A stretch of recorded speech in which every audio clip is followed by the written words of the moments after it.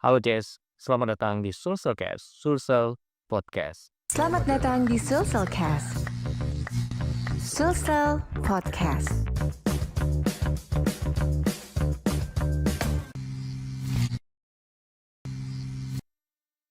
Jess, seperti yang kita ketahui, sejak memasuki awal bulan Desember ini, hampir setiap hari di wilayah Sulawesi Selatan, terkhusus di kota Makassar, itu terus diguyur hujan dengan intensitas yang tinggi bahkan deras. Dan beberapa daerah di titik kota di kota Makassar pun juga sudah digenangi air setinggi betis orang dewasa. Belum lagi dengan 24 kabupaten kota di Sulawesi Selatan yang mungkin juga hampir sama mengalami yang namanya banjir maupun tanah longsor. Nah, sejauh mana kesiapan BPBD Sulsel dalam menghadapi cuaca ekstrim dan memberikan pertolongan ketika bencana alam datang? Di Sulsel Podcast kali ini kita akan ngobrol-ngobrol bersama dengan Kepala Pelaksana BPBD Sulawesi Selatan, sudah ada Bapak Dr. Amson Padolo, SOS MSI. Halo Pak Amson, apa kabar Pak? Halo, kabar baik. Nah, di tengah-tengah hujan tetap baik, tetap Iya. sehat.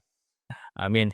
Nah, seperti kita lihat nih, Pak Amson, Ya, beberapa hari terakhir, bukan beberapa hari sih, sudah sejak awal Desember kita diguyur terus oleh hujan dan bahkan cuaca ekstrim terus terjadi di Sulawesi Selatan. Kota Makassar sudah banjir malah.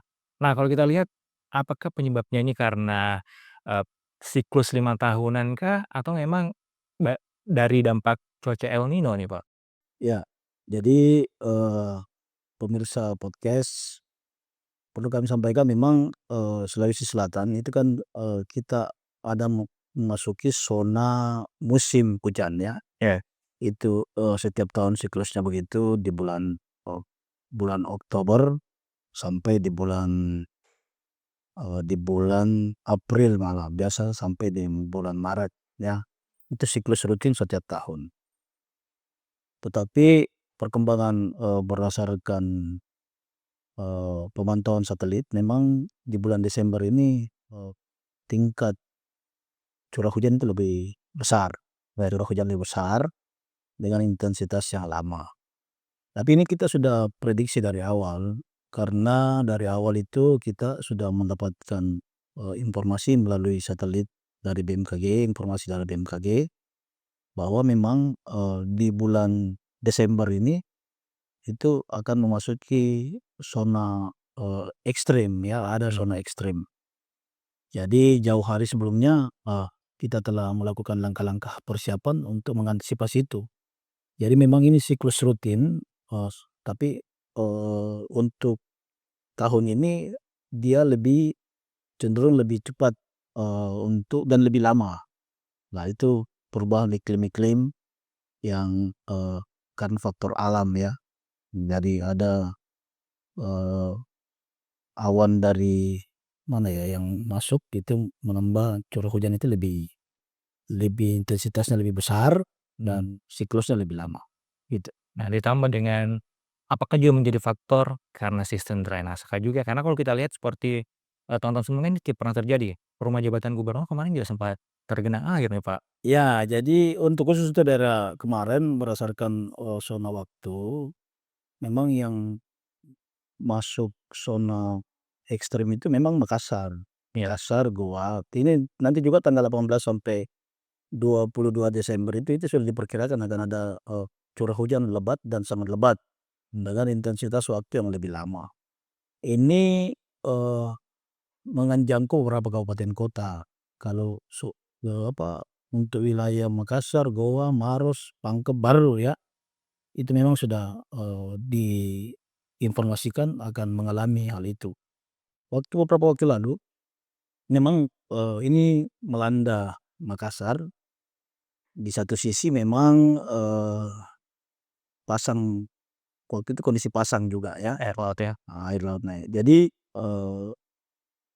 curah hujan yang lebat, yang besar, dengan intensitas yang lama itu menyebabkan terjadi banyak banjir di mana-mana. Karena memang sebagaimana, peta bencana kita khusus untuk Kota Makassar, memang, masuk zona rawan banjir ya. Makassar itu masuk zona rawan banjir, pertama dari aspek, adanya daerah dataran tertentu yang memang lebih rendah dari daerah lain. Yang kedua, khusus untuk perkotaan, ini memang itu drainase. Iya. Drainase yang ada beberapa, yang mungkin memerlukan pembenahan, ya. Dan ini, perlu memang diantisipasi lebih awal karena, apalagi khusus untuk di daerah-daerah tertentu, lokasi kecamatan tertentu, itu, drainasenya itu kan rata-rata tertutup, Mmm. padat, tertutup gini, sehingga untuk membersihkannya pada saat terjadi, penumpukan sampah waktu itu bersih itu lebih Sulit. ya sulit untuk dibersihkan, akhirnya meluap di mana-mana. Itu mungkin salah satu penyebabnya ya, penyebab. Tapi memang dari aspek lainnya ya memang, curah yang besar, curah yang lebih lama untuk sesuatu yang lama, dan memang ada daerah-daerah tertentu memang di Makassar itu yang dari, geologi geografisnya memang lebih rendah dari yang lain. Nah, tadi seperti Pak Samson bilang kalau ini sudah jauh nih pengamatan beberapa waktu yang lalu. Nah, kalau sudah diamati dan ternyata memang kita akan mengalami yang namanya cuaca ekstrim seperti di Desember ini, lantas seperti apa persiapan dari BPBD, Pak, untuk menghadapi cuaca ekstrim seperti ini yang saat ini terjadi? Ya, jadi di BPBD itu kan ada namanya, langkah kesiapsiagaan. Iya. Kesiapsiagaan dan mitigasi. Siap-siaga kita, mengantisipasi, sedangkan mitigasi bagaimana apabila terjadi itu mengurangi risiko dampak yang terjadi apabila. Karena dari sisi itunya kita telah melakukan kami itu di, BPBD itu melakukan upaya, mitigasi non struktural. Non struktural kan mitigasi itu ada 2, mitigasi struktural dan mitigasi non struktural. Khusus untuk struktural itu biasa dilakukan oleh, OPD lain seperti pembangunan tanggul pemecah ombak gitu ya, penanaman reboisasi itu kan struktural ya, bagaimana, sedangkan kalau kami BPBD itu non struktural, itu kami lakukan dengan melakukan berbagai simulasi khusus untuk daerah yang sering terjadi banjir. Kan kami punya peta bencana ya. Daerah-daerah yang, rawan banjir menurut peta bencana Sulawesi Selatan itu adalah Makassar, Goa, Maros, Barro ya, Luwu. Itu sudah kita prediksi. Jadi, ini kita telah melakukan simulasi, simulasi pertolongan, pertolongan apabila terjadi, bencana banjir. Kita juga telah menyiapkan, meminjamkan kabupaten kota perahu polytailing. Ada perahu polytailing yang dari fiber. Itu khusus untuk Makassar kita pinjamkan 7 unit, dan sedangkan daerah lain kami juga telah, meminjamkan beberapa yang membutuhkan pinjam pakai, sehingga, apabila daerah itu ada bencana, itu menggunakan peralatan yang telah tersedia. Kami juga telah jauh hari telah membentuk namanya posko kesiapsiagaan di semua BPBD kabupaten kota, bukan cuma di Makassar saja. Jadi semua BPBD kabupaten itu telah melakukan, kesiapsiagaan dengan membentuk posko bersama ya. Jadi semua dalam posisi siap apabila terjadi bencana, itu mereka sudah eee, mengen mengetahui tempat-tempat yang memang sudah kecenderungan sering terjadi. Jadi, selain itu daerah-daerah lain juga karena kan perlu kita ketahui bersama bahwa BPBD ini khusus untuk Sulawesi Selatan kami itu kan memegang fungsi koordinasi ya, koordinasi, pelaksana, dan komando. Sedangkan, jadi fungsi pelaksana lebih banyak juga sebenarnya ada di BPBD kabupaten kota karena kan mereka, lebih dekat dengan lokasi dengan jumlah, personil yang lebih banyak. Jadi pada saat terjadi bencana memang mereka kalau intensitasnya yang lebih besar biasanya kami turun dan beberapa tim rescue dari, perangkat OPD rescue-rescue lainnya ya, dan lembaga-lembaga lain. Yang pasti bahwa mereka ini siap, siap, dan apabila terjadi bencana, sudah tahu juga di mana kira-kira tempat yang cocok untuk tempat pengungsian, Iya. ya. Jadi umpamanya daerah ini kayak kemarin di Makassar itu di hari yang kemarin banyak yang agak lebat itu, yang bukan agak lebat, yang sangat lebat, ada 11 kecamatan ya, 11 kecamatan yang terdampak, sedangkan, titik pengungsian ada di 7 titik ya, 7 titik. Sebagian besar itu memang berada di rumah-rumah ibadah, di masjid, termasuk di universitas terbuka yang, Bapak Gubernur, berkunjung melihat pengungsi ya.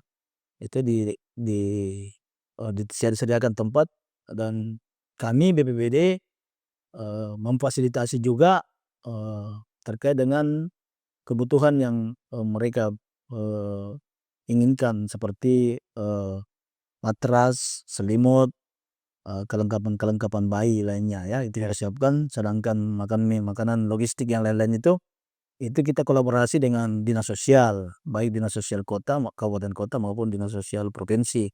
Jadi dapur-dapur umum itu menyiapkan apabila eskalasi lebih besar, menyiapkan makan dari pengungsi itu gitu. Nah, ini kan sudah dipetakan ya Pak, Ya, Makassar, Goa, Maros, dan Luwu menjadi perhatian serius terhadap bencana. Apakah hanya bencana banjir saja kah yang terjadi di daerah ini, ataukah ada bencana-bencana lain Pak yang menjadi perhatian serius, misal tanah longsor? ya, jadi di peta bencana, kajian risiko bencana itu ada namanya zona prioritas bencana Sulawesi Selatan. Di Sulawesi Selatan memang itu ada beberapa bencana yang sering terjadi, contoh seperti banjir ya. Banjir bandang itu yang berdasarkan zona bencana yang kita miliki, itu terjadi di Makassar, Palopo, Maros, Wajo, Pangkep, dan Baru, termasuk Luwu Utara. Itu ya Baru ya banjir dan banjir bandang. Sedangkan tanah longsor itu kalau zonanya Toraja Utara, Palopo, dan Luwu. Makanya kemarin di Luwu itu sempat viral yang di jalur Basten ya, longsor beberapa bulan 5 yang lalu di Latimojong gitu kan. Lalu Toraja yang kemarin di Makale Selatan, di Toraja Utara itu di Buntao ya. Ini wilayah-wilayah yang Padahal kan kalau kita bisa lihat daerah struktur pegunungan tuh di sana Pak, ya, itu ternyata ada terjadi banjir juga di sana berarti? longsor ya. Kalau banjir itu ya itu tadi Makassar, Pangkep, Palopo, Maros, Wajo itu kan biasanya aliran danau Tempe itu ya, Padu ya itu. Itu sudah di banjir. Sedangkan longsor yang tadi itu saya bilang, angin puting beliung ada juga ya, angin puting beliung itu baru ya, angin puting beliung itu di Baru dan di Maros, sering terjadi ya angin puting beliung. Abrasi itu pengikisan seperti yang terjadi di Takalar, Selayar, dan di Pangkep, itu abrasi ya, abrasi. Sedangkan gempa, ya gempa itu juga kita juga memiliki potensi bencana gempa, itu daerah Luwu Timur ya, Luwu Timur, termasuk di daerah Selayar ada sesar ya, di mana ada sesar Luwu. Sedangkan setelah itu kita juga mengalami namanya kekeringan. Jadi ada juga zona prioritas bencana kekeringan. Kekeringan itu kayak seperti kayak El Nino kemarin itu menyebabkan terjadi kekeringan yang parah di Jeneponto dan beberapa daerah lain ya. Ya itu zona-zona bencana yang telah kita petakan dari awal. Pemetaan itu namanya di kajian risiko bencana. Nah, dengan sudah dipetakannya ini, kemudian juga mitigasi bencana juga sudah dipersiapkan, ini kan pasti tim akan bekerja dengan sangat keras nih Pak. Apakah ada penambahan personel juga di lapangan nanti yang untuk bekerja untuk menangani para korban-korban bencana Pak? Ya, jadi memang setelah kita mitigasi, salah satu poin yang terpenting di dalam langkah penanganan bencana itu apabila terjadi bencana, pertama adalah kemampuan sumber daya manusia pada saat terjadinya. Di kabupaten kota itu sudah siap sebenarnya dari aspek mereka siap melakukan kolaborasi dengan pihak lain, tim rescue lainnya ya. Walaupun memang mungkin kita mengalami termasuk di Provinsi Sulawesi Selatan ada sedikit kita kekurangan terkait dengan SDM kita ya, SDM kita kan jumlahnya hanya kalau dari antara di ASN itu termasuk PTT dan PNS itu kan 70 ya, 70 itu yang melaksanakan kegiatan tanggap darurat dan lain-lain di kabupaten kota, 24 kabupaten kota. Tetapi karena kami membawa fungsi koordinasi, ini pelaksanaan terkait dengan tanggap darurat dan mitigasi ini dilakukan oleh BPBD kabupaten kota. kita mengkoordinir dan, eskalasi lebih luas kita yang, sebagai pelaksana sekaligus sebagai pos komando gitu ya. Jadi, eee, kecenderungan, ke apa, ke sumber daya manusia itu, kita, maksimal lah dari aspek, penanganan. Karena memang sebagaimana yang kita harus ketahui bersama bahwa bencana itu kan urusan bersama. Jadi apabila, ada hal-hal yang kita tidak inginkan, kita provinsi terlibat langsung dan dibantu oleh tim-tim risiko lainnya. Ya seperti Kolaborasi dengan lembaga-lembaga tertentu. ya ini yang dimaksud kolaborasi. Kolaborasi ini harus kita pahami bersama bahwa ini yang perlu paradigma bersama bagi kita bahwa penanganan kebencanaan itu adalah penanganan urusan bersama, Yes. ya. Makanya di,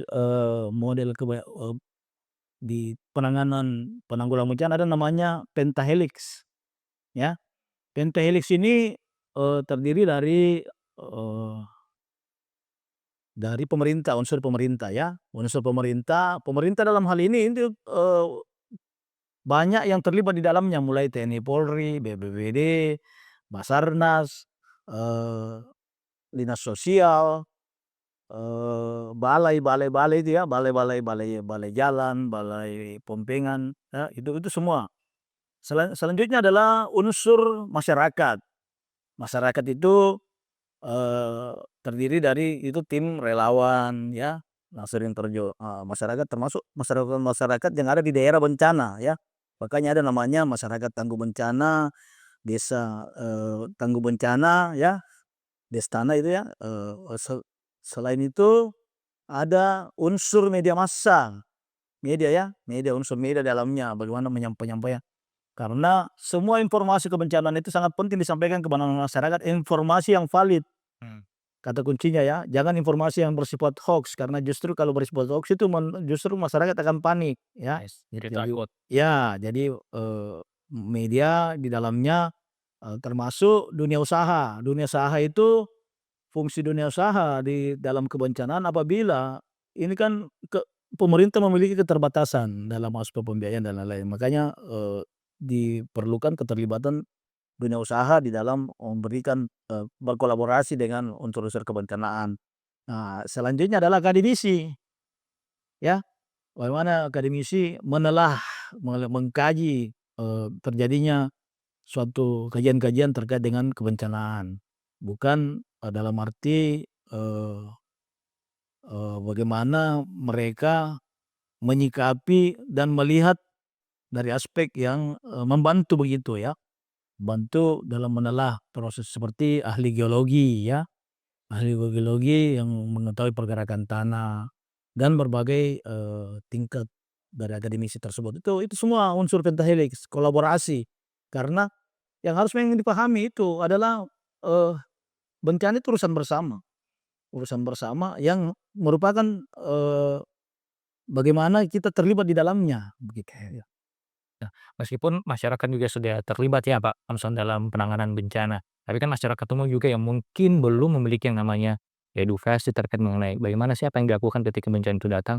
Nah, itu arahan apa yang diberikan oleh masyarakat-masyarakat umum yang mungkin belum memiliki pengetahuan ketika dalam menghadapi suatu bencana itu Pak?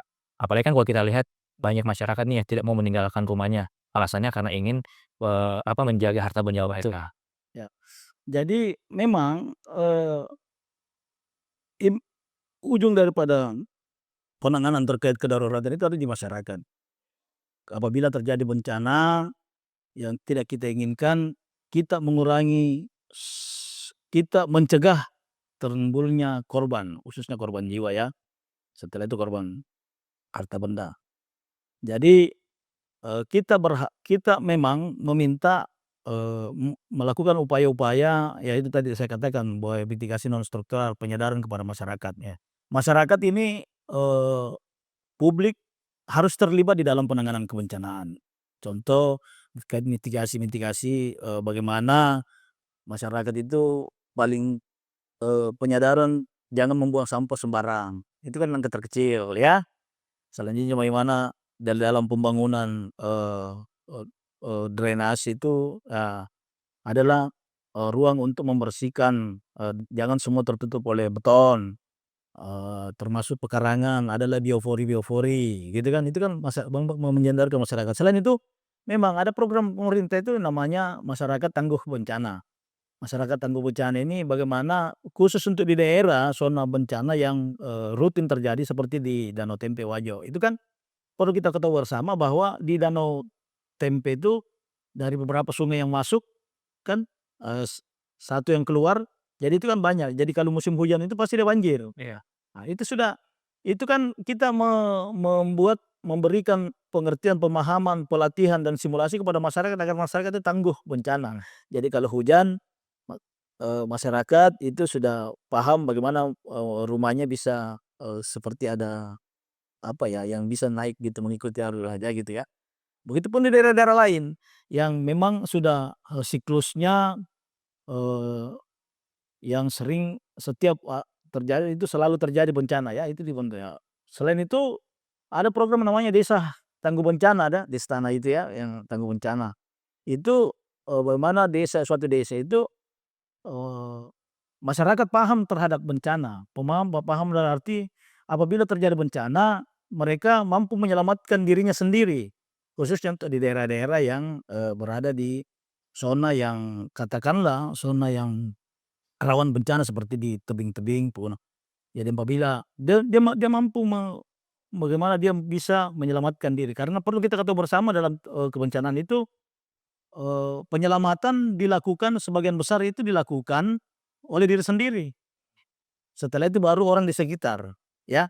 Jadi kalau terjadi bencana, bagaimana kita menyelamatkan diri sendiri dulu. Kan, eee, pada saat terjadi gempa, kan nggak mungkin orang tolong kita, kalau pasti kita harus mencari pertolongan, itu kan. Nah, makanya, kita membentuk penyadaran masyarakat terhadap, apabila bahkan, pentingnya mitigasi ini sebenarnya diarahkan untuk masyarakat. Sama seperti kita berharap sama seperti di, negara maju, negara Jepang. Malah di Jepang itu edukasi terhadap bencana itu mulai dari anak-anak usia dini. Jadi masyarakat anak usia dini sudah tahu kapan mereka jalur evakuasinya di mana. Pada saat mereka berada di suatu gedung, di sekolah dan terjadi gempa, mereka sudah tahu jalurnya. Berarti perlu ada ekstrakurikuler Iya, untuk ya bisa perlu. diusulkan. Sebenarnya kita ini penting karena di Indonesia dan di Sulawesi Selatan juga itu masih tinggi risiko bencananya. Oke. Ya masih masih dalam kategori tinggi karena kondisi geografis kita itu kan, Sulawesi Selatan terdiri dari pegunungan, lautan, dan daratan ya. Dan, memang ada beberapa daerah-daerah tertentu yang memang perlu, adanya penanganan-penanganan untuk mencegah atau memitigasi sehingga pada saat terjadi bencana itu dampaknya tidak besar. Nah, kalau dari puncak musim hujan sendiri kapan nih terjadinya prediksinya, Pak? Karena kan kalau kita lihat hari ini saja masih kita diguyur hujan dengan intensitas yang begitu lama, curah hujan yang begitu lebat juga, Pak. Nah, apakah ini masyarakat masih harus dalam kewaspadaan, ketakutan juga dengan melihat, curah hujan yang begitu deras, Pak? Ya, jadi, memang yang saya sampaikan dari awal bahwa, eee, hujan ini kan musimnya sudah dari, November ini ke, Desember, Februari. Februari ya. Tetapi puncak hujannya itu kan itu yang, masih belum, masih bersifat, fluktuatif ya. Mhm. Masih, ada kita melihat pergerakan awan, di mana kira-kira puncaknya ternyata belum belum memang masih dalam zona, lebat dan sangat lebat. Ini kemarin beberapa hari yang lalu kita sudah mendapat peringatan dini dari, BMKG bahwa hari ini sampai tanggal 22 itu, puncak hujan, Oke. ya, hujan yang lebat. Tapi, kita berharap tidak sampai ekstrim tapi dia, lebat dan sangat lebat khusus untuk beberapa kabupaten kota dan, dengan durasi waktu yang lama. Nah, terkait cuaca ekstrem ini, Pak Samson, apakah ada bahan khusus dari Pak PJ Gubernur kita? Iya, Bapak Gubernur, salah satu pemimpin yang sangat, peduli kepada masyarakat. Beliau sangat peduli, sangat, eee, memahami kondisi masyarakat yang tertimpa bencana. Makanya, Pak Gubernur itu terlibat langsung di dalam penanganan pengungsi-pengungsi dan, meninjau langsung berbagai daerah yang terdampak bencana ya. Beliau jauh hari telah menyampaikan surat edaran kepada pemerintah kabupaten kota terkait kesiapsiagaan kabupaten kota di dalam menanggulangi. Jadi kita sudah terbitkan edaran ke oleh pemerintah kabupaten kota itu nomornya berapa ya? Kita telah menimbulkan nomor 100.3.4/8 tahun 2004 tentang antisipasi bencana. Itu secara dokumen beliau sudah telah disampaikan kepada masyarakat, kepada bupati wali kota ya, ada melakukan kesiapsiagaan, mengkoordinir bekerja sama dengan satuan-satuan rescue khususnya TNI Polri di dalam apabila terjadi bencana di daerah. Jadi kami juga senantiasa mendapatkan arahan dari beliau untuk bagaimana penanganan terhadap warga yang tertimpa bencana, bagaimana beliau mengecek setiap saat lokasi-lokasi atau daerah-daerah yang terdampak bencana, bagaimana solusinya mengatasi, dan kami sangat terbantu dan sangat berterima kasih atas dukungan beliau terhadap BPBD yang selalu memberikan support pada teman-teman BPBD di Provinsi Sulawesi Selatan dan di kabupaten kota. Baik. Dan terakhir, Pak Amson, apa nih harapannya terhadap masyarakat luas di Sulawesi Selatan terkait dalam pencegahan dan penanggulangan bencana alam? Ya, jadi harapan kami kepada masyarakat agar kiranya masyarakat ikut di dalam memitigasi sehingga dampak bencana itu dapat kita kurangi. Dan kita juga berharap apabila lebih memungkinkan lagi masyarakat terlibat langsung di dalam mencegah terjadinya bencana ya. Keterlibatan masyarakat, penyadaran masyarakat, dan bagaimana masyarakat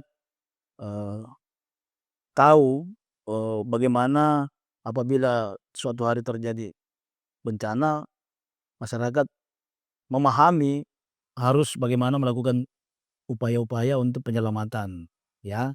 Selain itu yang paling penting adalah kesadaran masyarakat sehingga tidak karena kita ada beberapa bencana itu memang diakibatkan oleh ulah dari manusia sendiri ya, seperti penebangan pohon yang tidak beraturan, kebakaran hutan di mana-mana, pembuang sampah sembarangan ya. Jadi kita berharap ada kesadaran lah sehingga dimulai dari hal-hal yang sangat kecil, itu sangat berarti bagi pencegahan terjadinya bencana. Bagaimana pekarangan rumah dibuat untuk biofori sehingga air bisa meresap di dalam, dan yang paling utama bagaimana masyarakat menjaga diri sendiri ya, Baik. sadar akan bahaya bencana dan menjaga diri sendiri sehingga apabila tidak diharapkan terjadi bencana itu pertolongan lebih dapat kita kendalikan dengan pertolongan diri sendiri dari awalnya sehingga tim rescue tiba, kita bisa memberikan pertolongan yang lebih bagus lagi. Baik, terima kasih Bapak Dr. Amson Padulor SLS MSI selaku Kepala Pelaksana DPBD Sulsel yang telah meluangkan waktunya untuk berbincang bersama dengan kita membahas mengenai masalah cuaca ekstrim saat ini dan penanganan bencana alam. Dan kita berharap juga masyarakat tidak hanya memahami bagaimana menjaga dan melindungi diri ketika bencana alam terjadi, tapi bagaimana juga menjaga kesehatan di tengah musim hujan saat itu indah dari yang namanya Meningkatkan imunitas. baik ya. Baik, dan pemirsa jangan lewatkan atau terus menyaksikan Sulsel Podcast dengan topik-topik menarik lainnya. Saya Michael Ken, terima kasih dan sampai jumpa. Selamat datang di Sulselcast. Sulsel Podcast.